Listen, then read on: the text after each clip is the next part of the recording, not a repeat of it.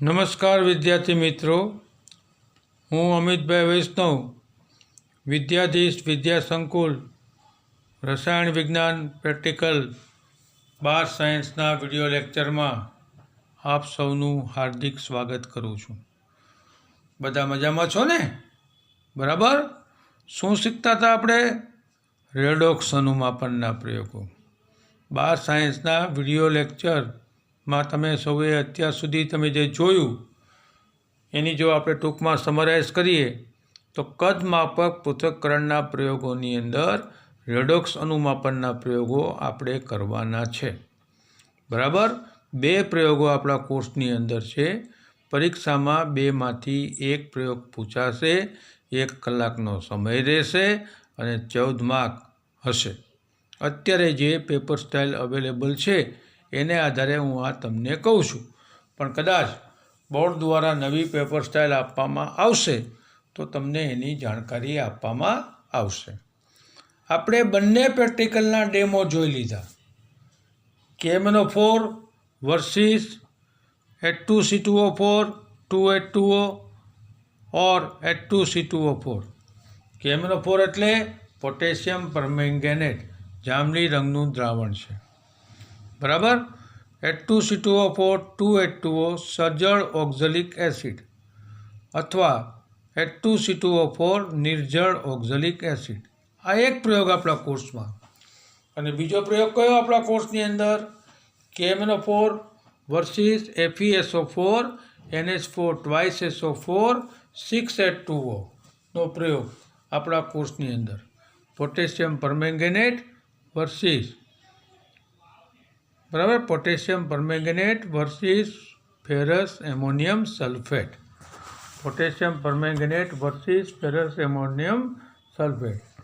આપણી જે 12 સાયન્સની જે પ્રાયોગિક નોંધપોથી છે, એટલે કે જે જર્નલ છે, એમાં પહેલો પ્રયોગ આપણને આપ્યો છે પોટેશિયમ પરમેંગેનેટ વર્સિસ ઓક્ઝલિક એસિડ અને બીજો પ્રયોગ જે આપ્યો છે એ KMnO4 versus ferrous ammonium sulphate. યાદ કરો આપણે શું કર્યું હતું મિત્રો, કે પહેલો પ્રયોગ આપણે પહેલાં શીખ્યા potassium permanganate versus ferrous ammonium સલ્ફેટનો. પોટેશિયમ પરમેંગેનેટ છે એ ઓક્સિડેશન કરતા પદાર્થ છે. ફેરસ એમોનિયમ સલ્ફેટ છે એ કેવા પદાર્થ છે? રિડક્શન કરતા પદાર્થ છે. પોટેશિયમ પરમેંગેનેટનું દ્રાવણ આપણે બ્રેટમાં ભર્યું હતું. ફેરસ એમોનિયમ સલ્ફેટનું દ્રાવણ આપણે પીપેટ વડે લીધું હતું. 10 મિલી લીધું હતું કોનિકલ ફ્લાસ્કમાં. 2 ટેસ્ટ ટ્યુબ સલ્ફ્યુરિક એસિડ નાખ્યું હતું. બ્રેટમાંથી ટીપે ટીપે હલાવતા KMnO4નું દ્રાવણ ઉમેર્યું હતું. આછો ગુલાબી રંગ આવે એટલે ઉમેરવાનું બંધ કર્યું હતું અને એ વખતે જે અવલોકન બ્રેટમાં હોય એ અવલોકન આપણે નોંધી લીધું હતું. અને એ પ્રેક્ટિકલ જર્નલમાં કેવી રીતના લખાય એ પણ તમને વ્યવસ્થિત રીતે મેં સમજાવવાનો પ્રયત્ન કર્યો હતો.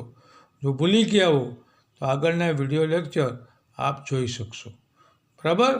હવે ગયા વખતે આપણે શું કર્યું હતું ગયા વિડિયો લેક્ચરમાં, કે પોટેશિયમ પરમેંગેનેટ વર્સિસ સજળ ઓક્ઝલિક એસિડ અથવા નિર્જળ ઓક્ઝલિક એસિડનો પ્રયોગ છે એ આપણે શીખ્યા હતા.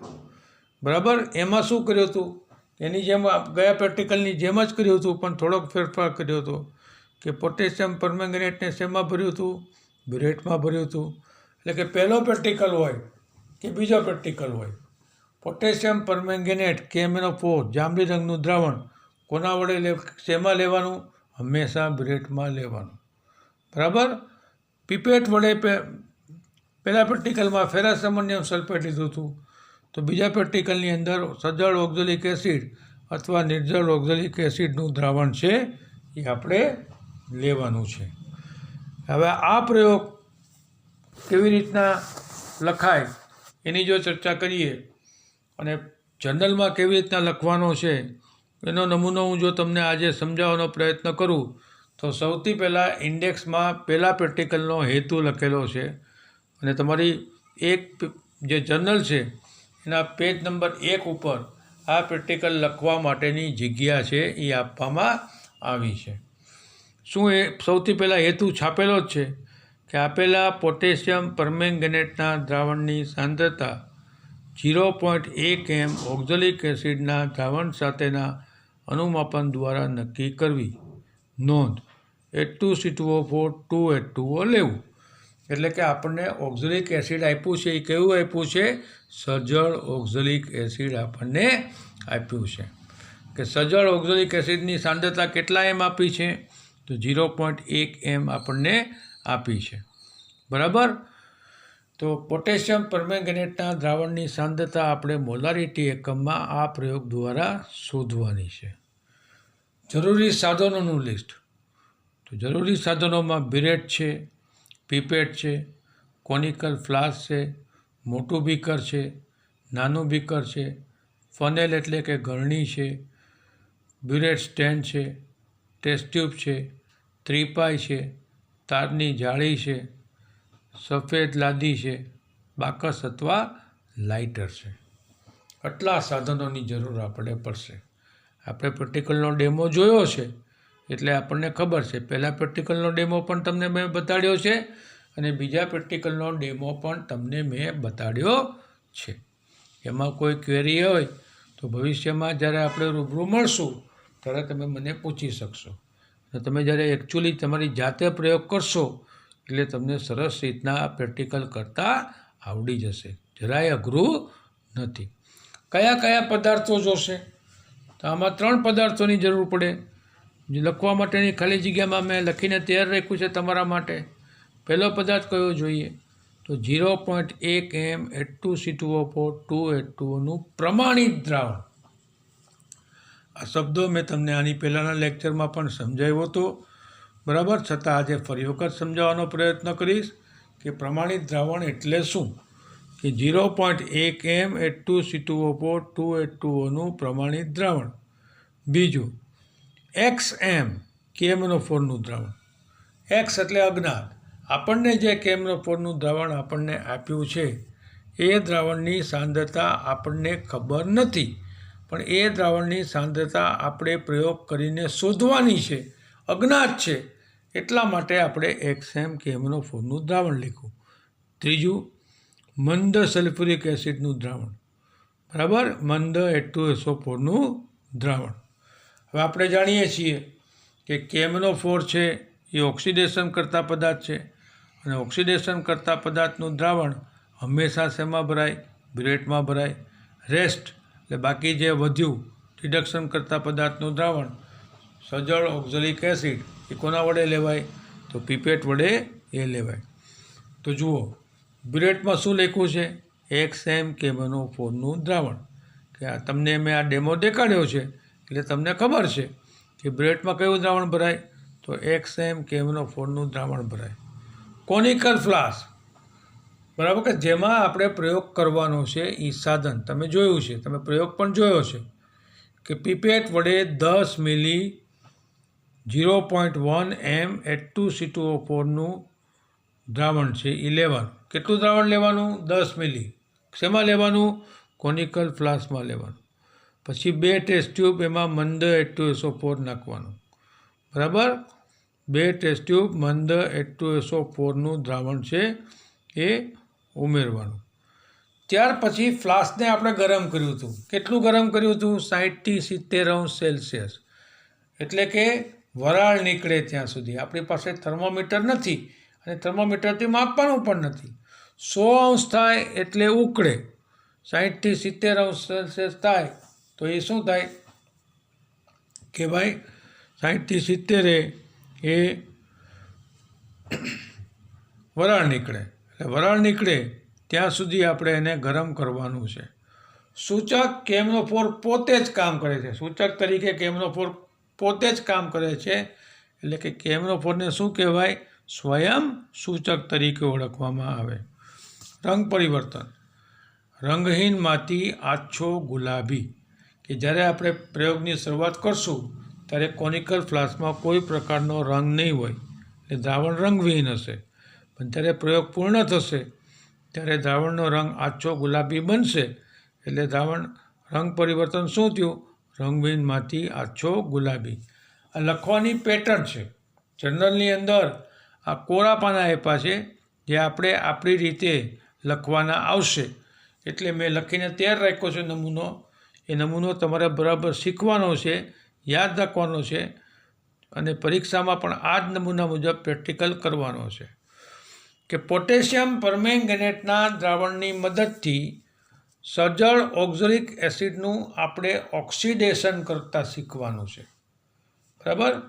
કેમનોફોર છે એ ઓક્સિડેશન કરતા પદાર્થ છે અને ઓક્ઝેલિક એસિડ છે એ રિડક્શન કરતા પદાર્થ છે. એટલે એકનું ઓક્સિડેશન થાય સામે બીજાનું શું થાય?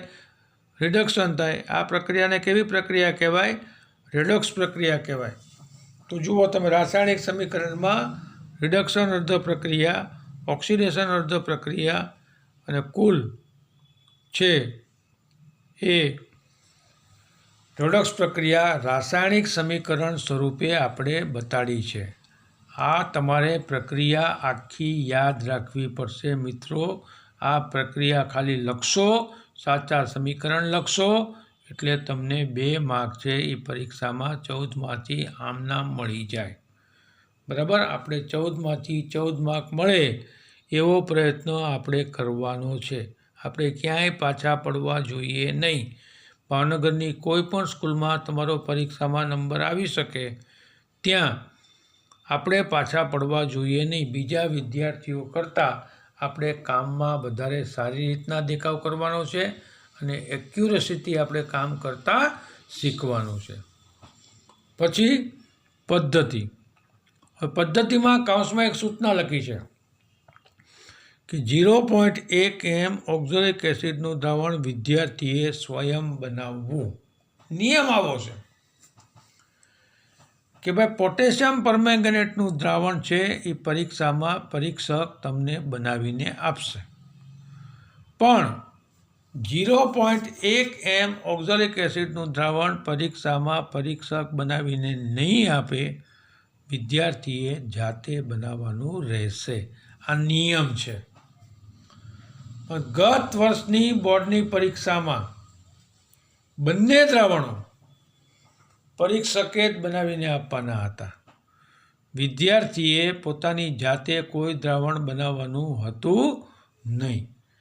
એટલે આ વર્ષે કયા પ્રકારના નિયમ આવશે એની જાણકારી અત્યારે આપણી પાસે નથી. પણ જો ગયા વર્ષની જેમ જ પ્રેક્ટિકલની પરીક્ષા લેવામાં આવે તો કેમનોફોર એટલે કે ઓક્સિડેશન કરતા પદાર્થનું દ્રાવણ, ઓક્ઝેલિક એસિડ અથવા ફેરસઅમોનિયમ સલ્ફેટ એટલે કે રિડક્શન કરતા પદાર્થનું દ્રાવણ, બંને દ્રાવણો પરીક્ષામાં પરીક્ષક જ બનાવીને આપે એવી શક્યતા છે. પણ માની લો કે ન આપ્યા, આપણને જાતે બનાવવાના કીધા, તો એ દ્રાવણો કેવી રીતના બનાવાય એના માટેનું એક આખું જુદું વિડીયો લેક્ચર હું મૂકવાનો છું. બરાબર. એમાં તમે જોઈ શકશો કે પ્રમાણિત દ્રાવણો કેવી રીતના બનાવાય. પદ્ધતિ પરીક્ષામાં લખવાની હોતી નથી, પણ આપણે પદ્ધતિ એટલે શું કે આપણે જે પણ કાંઈ કર્યું એનું વૈજ્ઞાનિક ભાષામાં ટૂંકની અંદર લખાણ, એ પદ્ધતિ. તમે આ પ્રેક્ટિકલનો ડેમો જોયો છે મિત્રો, એટલે તમને અંદાજ છે કે આપણે પદ્ધતિમાં શું કર્યું હતું કે સૌથી પહેલાં આપણે બધા જ સાધનોને પાણીથી ધોઈ નાખ્યા હતા. યાદ કરો. બરાબર. હજી ગયા જ વિડીયો લેક્ચરમાં તમને આ પ્રયોગ મેં બતાડ્યો છે કે બધા જ સાધનોને પાણીથી ધોઈ નાખ્યા. બુરેટને ધોઈ, પીપેટને ધોઈ, કોનિકલ ફ્લાસ્કને ધોયું, મોટા બીકરને ધોયું, નાના બીકરને ધોયું, ફનેલને ધોઈ, સફેદ લાદીને ધોઈ, આ બધાને ધોયું. ટેસ્ટ ટ્યુબને ધોઈ. બુલેટ સ્ટેન્ડને ન ધોતા કારણ કે લોખંડનું હોય. બરાબર. એને ધોવાની કોઈ જરૂરિયાત નથી. બરાબર. આ બધા જ સાધનોને ચોખ્ખા પાણીથી ધોઈ નાખવાના. બરાબર. હવે મોટા બીકરમાં કેમનોફોર ભરવાનું, કારણ કે બ્રેડમાં ભરવાનું છે. બ્રેડનું કદ વધારે છે એટલે કેમનોફોર વધારે જોઈએ, એટલે મોટા બીકરમાં કેમનોફોર ભરવાનું. પીપેટ વડે નાના બીકરમાં ભરવાનું દ્રાવણ એટલે કે સજળ ઓક્ઝેલિક એસિડનું દ્રાવણ છે એ તમારે પીપેટ વડે છે એ લેવાનું. બરાબર. હવે શું કરવાનું કે પહેલાં થોડુંક કેમનોફોર બ્રેડમાં નાખવાનું. બ્રેડની અંદરની સપાટી પાણીવાળી છે એટલે એને કેમનોફોરવાળી કરવી પડે. એને બ્રેડને વીછળી કહેવાય અથવા બ્રેડને રિન્સ કરી છે એવું કહેવાય, જે આપણે પ્રેક્ટિકલના ડેમોમાં તમે જોયું છે. એ કેમેરો પરનું દ્રાવણ છે એ ફેંકી દેવાનું. પછી પીપેટને કોના વડે રિન્સ કરવાની, વિચળવાની? પીપેટમાં જે દ્રાવણ લેવાનું છે સજળ ઓક્ઝેલિક એસિડના દ્રાવણ વડે એ રિન્સ કરી નાખવાની. હવે બ્રેટમાં કેમેરો પરનું દ્રાવણ બ્રેટની નીચે હવાનો પરપોટો ન રહે એ રીતના ભરવાનું.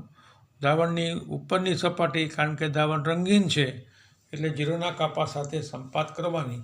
આ તમે કર્યું છે, જોયું છે એટલે તમને આવડે છે.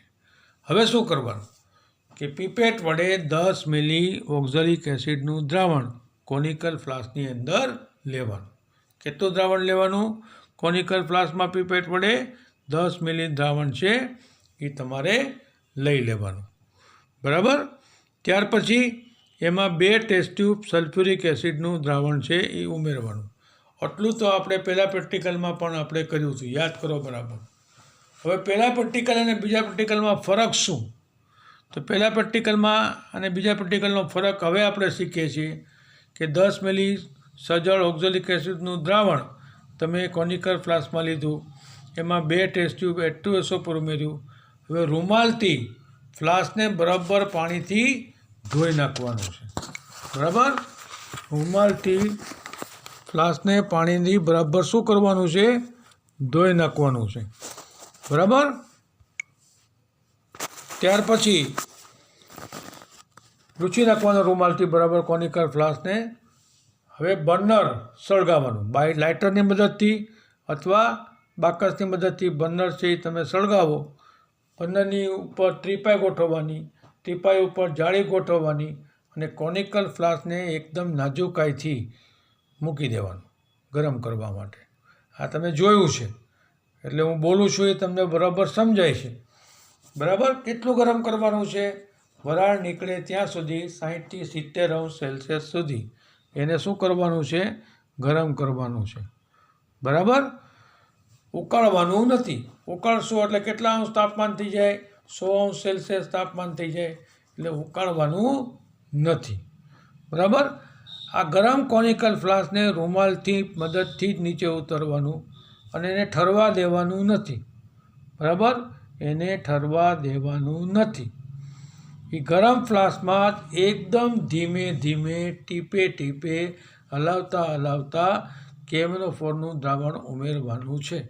એટલે અંદર રેડોક્સ પ્રક્રિયા શરૂ થશે. કેમેનોફોર છે એ સજળ ઓક્ઝેલિક એસિડનું ધીમે ધીમે ઓક્સિડેશન કરવાનું શરૂ કરશે. બધા સજળ ઓક્ઝેલિક એસિડનું ઓક્સિડેશન થઈ જશે. ત્યાર પછી વધારાના કેમેનોફોરનું એક ટીપું પણ અંદર પડશે એટલે કે તરત જ દ્રાવણની અંદર ગુલાબી રંગ આવશે. એ વખતે ઉમેરવાનું બંધ કરી દેવાનું. એ વખતે જે રીડિંગ હોય બ્રેટનું એ રીડિંગ છે એ આપણે માપી લેવાનું. બરાબર? બીજું રીડિંગ લેવું હોય તો કોનિકલ ફ્લાસ્કને ધોળી નાખવાનું, પાણીથી સાફ કરી નાખવાનું, પાછું 10 મિલી ઓક્ઝેલિક એસિડ લેવાનું, પાછું 2 ટેસ્ટ ટ્યુબ H2SO પર નાખવાનું, પાછું 60 થી 70 અંશ સેલ્સિયસ ગરમ કરવાનું, પાછું કેમેનોફોર ઉમેરવાનું, ગુલાબી રંગ આવે એટલે અટકી જવાનું. એ વખતે જે રીડિંગ હોય એ રીડિંગ છે એ આપણે નોંધી લેવાનું. આવા 3 થી 4 રીડિંગ પરીક્ષામાં તમારે લેવા જોઈએ, કારણ કે આખા પ્રયોગનો આધાર રીડિંગ ઉપર છે. જો રીડિંગ ખોટા આવશે તો આખો પ્રયોગ છે એ ખોટો આવશે. ત્યાર પછીનો મુદ્દો છે અવલોકન. તમે આકૃતિમાં જોઈ શકશો, ફોટાની અંદર જોઈ શકશો. બીજા પ્રેક્ટિકલના કોઠામાં પણ આપણે જોયું છે કે બ્રેટ વાંચનાંક, અંતિમ વાંચનાંક, પ્રારંભિક વાંચનાંક તફાવત. કે આપણે શરૂ ક્યાંથી કર્યું હતું? પહેલાં પ્રેક્ટિકલમાં પહેલાં રીડિંગમાં 0-0થી. એટલે પ્રારંભિક આંક શું કહેવાય? 0-0. ગુલાબી રંગ માની લો કે 10.2 આવ્યો. આ આંકડો મેં લખીને તૈયાર રાખ્યો છે, પણ આ જ આંકડો હોય એવું જરૂરી નથી. આ તમને સમજાવવા માટે મેં લખેલો આંકડો છે. કોઈ પણ રીડિંગ આવી શકે, 8, 9, 10, 11, 12. પણ તમારે એટલું યાદ રાખવાનું કે તમારું રીડિંગ 8 થી 13ની વચ્ચે સેટ કરેલું હોય પરીક્ષક દ્વારા. 8 કરતાં ઓછું ન આવે અને 13 કરતાં વધારે રીડિંગ તમારે આવવું જોઈએ નહીં. બરાબર? 10.2 અંતિમ આંક આવ્યો તો અંતિમ આંકમાંથી પ્રારંભિક આંક બાદ કરો તો 10.2. પછી એવી રીતના 4 રીડિંગની સરેરાશ કાઢવાની એટલે મેં જો મારે કેટલી ચારેયની સરેરાશ એટલે શું કે ચારેયના તફાવતનો સરવાળો ભાગ્યા 4 10.2 બરાબર. આટલું થઈ જાય એટલે સાધનો પાછા ચોખ્ખા પાણીથી બરાબર સાફ કરી નાખવાના, હતા એમ ગોઠવી દેવાના. આ ગોઠવણના પરીક્ષામાં માર્ક્સ હોય છે. પરીક્ષક જોતો હોય છે કે વિદ્યાર્થી શું કરે છે, સરસ રીતના પ્રયોગ કરે છે કે નથી કરતો. બરાબર. ત્યાર પછી ગણતરી વિભાગ કે આપણે ગોતવાનું છે શું કેમરોફોરના દ્રાવણની મોલારિટી. ગણતરી આપણે આની પહેલાંના પ્રેક્ટિકલમાં પણ આપણે જોઈ હતી. એ જ ગણતરી છે, એ જ રીતના ગણતરી છે. ઓક્ઝેલિક એસિડ માટે સૂત્ર છે A1M1V1. પોટેશિયમ પરમેંગનેટ માટે સંજ્ઞા છે A2M2V2. બરાબર. A1 એટલે શું? બરાબર કે ઓક્ઝેલિક એસિડ ઓક્સિડેશનની પ્રક્રિયા અનુભવતા કેટલા ઇલેક્ટ્રોન ગુમાવે છે એની સંખ્યા. એ રાસાયણિક સમીકરણમાંથી તમે જોઈ શકશો તો ઓક્ઝેલિક એસિડ છે એ 2 ઇલેક્ટ્રોન ઓક્સિડેશનને કારણે ગુમાવે છે, એટલે A1 બરાબર 2. M1 H2C2O4 2H2O ના દ્રાવણની મોલારિટી આપણને જે આપી છે 0.1 m. બધી વસ્તુ તમે લખેલી જોઈ હોય તો વાંચી શકો છો. V1 બરાબર. V1 એટલે શું કે V1 એટલે આપણે જે H2C2O4 2H2O ના દ્રાવણનું કદ પ્રયોગ કરીને જે સરેરાશ ગોતી એ સરેરાશ 10.2 અથવા 10 આપણે જે આવ્યું હોય. બરાબર. A2 બરાબર જો શું લખાશે 5 કે કેમરોફોર ઓક્સિડેશન કરતા પદાર્થ છે, એ બીજાનું ઓક્સિડેશન કરશે પણ પોતાનું શું કરશે રિડક્શન કરશે, એટલે ઇલેક્ટ્રોન મેળવશે. એ કેટલા ઇલેક્ટ્રોન મેળવશે રાસાયણિક સમીકરણમાં જોઈ શકશો કે 5. બરાબર. M1 કેમરોફોરના દ્રાવણની મોલારિટી આપણે શોધવાની છે. V1 કેમરોફોરના દ્રાવણનું કદ 10.2 ml. H2C2O4ના દ્રાવણ V1માં આપણે દ્રાવણનું કદ કેટલું લીધું હતું પીપેટ વડે 10 મિલી લીધું હતું, એટલે આપણે 10 મિલીએ લખવું પડે. સૂત્ર લખવાનું A1M1V1 A2M2V2. M2 ગોતવાનું છે એટલે M2ને સૂત્રનો કરતા બનાવીએ તો A1V1M1 છેદમાં A2 ગુણ્યા V2. A1ની કિંમત 2 બરાબર, V1ની કિંમત 10, M1ની કિંમત 0.1 છેદમાં A2ની કિંમત 5 ગુણ્યા 10.2. એનું તમે સાદુરૂપ આપશો તો 0.04 m આવશે. કેલ્ક્યુલેટર વાપરવાની છૂટ છે એટલે કેલ્ક્યુલેટરથી આ તમે સાદુરૂપ આપી શકશો. 0.04 m શું આવ્યું તો કેમરોફોરના દ્રાવણની મોલારિટી આપણને મળી. બરાબર. પછી કેમરોફોરના ગ્રામ પ્રતિ લીટર શોધવાના. તો ગ્રામ પ્રતિ લીટર માટે સૂત્ર શું લખ્યું છે મોલારિટી ગુણ્યા મોલર દળ. મોલારિટી કેટલી આવી 0.04. મોલર દળ પહેલાં પ્રેક્ટિકલમાં કેમરોફોરનું અને બીજા પ્રેક્ટિકલમાં કેમરોફોરનું સરખું જ હોય. એ આંકડો આપણા મગજમાં ગોઠવાઈ જવો જોઈએ 158. તો 0.04 ગુણ્યા 158 કરીએ તો 6.32 ગ્રામ પ્રતિ લીટર મળે. પરિણામ કેમરોફોરના દ્રાવણની મોલારિટી આપણને શોધવાની કીધી હતી એટલે 0.04 m આવી, અને કેમરોફોરના દ્રાવણના ગ્રામ પ્રતિ લીટર ગોતવાના કીધા હતા એ 6.32 ગ્રામ પ્રતિ લીટર છે એ આપણને મળ્યા. Potassium permanganate versus ferrous ammonium સલ્ફેટનો બીજો પ્રયોગ આપણે પહેલાં કર્યો હતો, અને કેમરોફોર વર્સિસ સજળ ઓક્ઝેલિક એસિડનો પહેલો પ્રયોગ છે એ આપણે પછી કર્યો. આપણે અગ્રેથી છેલ્લા તરફ ગયા. બુકમાં શું આપ્યું છે છેલ્લેથી અઘરા તરફ આપ્યું છે, એટલે આપણે જરાક જુદી રીતના ગયા. બરાબર. ટૂંકમાં આપણા કોર્સની અંદર 2 પ્રયોગો રેડોક્સ અનુમાપનના છે. પોટેશિયમ પરમેંગેનેટ વર્સિસ સજળ ઓક્ઝેલિક એસિડ અથવા નિર્જળ ઓક્ઝેલિક એસિડ, અને potassium permanganate versus ferrous ammonium sulphate. ટૂંકમાં 3 પ્રયોગ થયા. પહેલાં પ્રેક્ટિકલના 2 ભાગ સજળ નિર્જળ અને આનો 1 ભાગ, એટલે 3માંથી 1 પ્રયોગ આપણને પરીક્ષાની અંદર પૂછવામાં આવશે મિત્રો. બરાબર. 14 કે 1 કલાકનો સમય. કોઈપણ જાતનું સાહિત્ય ચિઠ્ઠી વગેરે રાખવાની છૂટ નહીં. પાક્કો પ્રેક્ટિકલ મોઢે કરવાનો આવશે. હવે જો તમારી જનરલ તમે જોશો મિત્રો તો તો જનરલના પેજ નંબર 4 ઉપર કેટલાક પ્રશ્નો આપ્યા છે. એવી રીતના પ્રેક્ટિકલ નંબર 2ની અંદર, બરાબર, પ્રેક્ટિકલ નંબર 2ની અંદર પણ પેજ નંબર 8 અને 9 ઉપર કેટલાક છે એ પ્રશ્નો આપ્યા છે. એ પ્રશ્નોના જવાબની ચર્ચા પણ આપણે કરવાની છે, કારણ કે આપણે વાઇવા પૂછાય છે. એક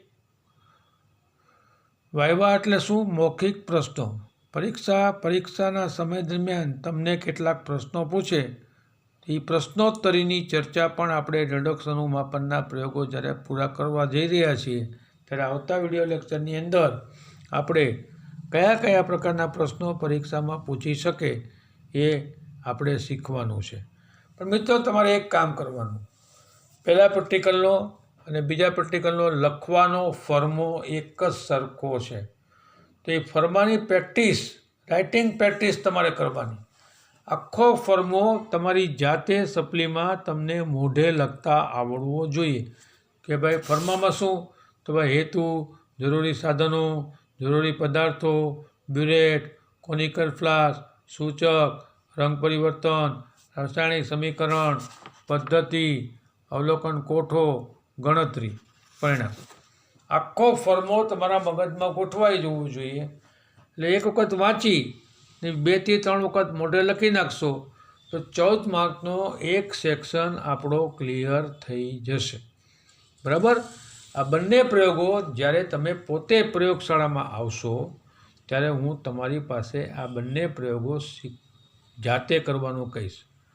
એ વખતે પણ તમને હું માર્ગદર્શન આપીશ કે વિડીયો લેક્ચર જોઈએ અને જાતે પ્રયોગ કરીએ એમાં ઘણો બધો ફરક છે. બરાબર. એટલે આપણે સરસ રીતના પ્રેક્ટિકલ કરતાં શીખવાનું છે. જ્યારે આપણે રૂબરૂ મળશું, પ્રયોગશાળામાં મળશું, ત્યારે આ બંને પ્રયોગો તમારી જાતે કરવાના મિત્રો આવશે. બરાબર. હવે આવતા વિડીયો લેક્ચરમાં આપણે રેડોક્સ અનુમાપનની થિયોરિટિકલ ચર્ચા, વાઇવામાં પૂછી શકાય એવા પ્રશ્નોની ચર્ચા આપણે કરશું. એટલે આપણો પરીક્ષાનો 14 માર્કનો એક સેક્શન પૂરો થશે, રેડોક્સ અનુમાપન. ત્યાર પછી બીજો સવાલ આપણે ભણવાના છીએ, અકાર્બનિક ગુણાત્મક પૃથક્કરણ, ઇનઓર્ગેનિક ક્વોલિટેટિવ એનાલિસિસ. પણ એ પછી શીખવાનું છે.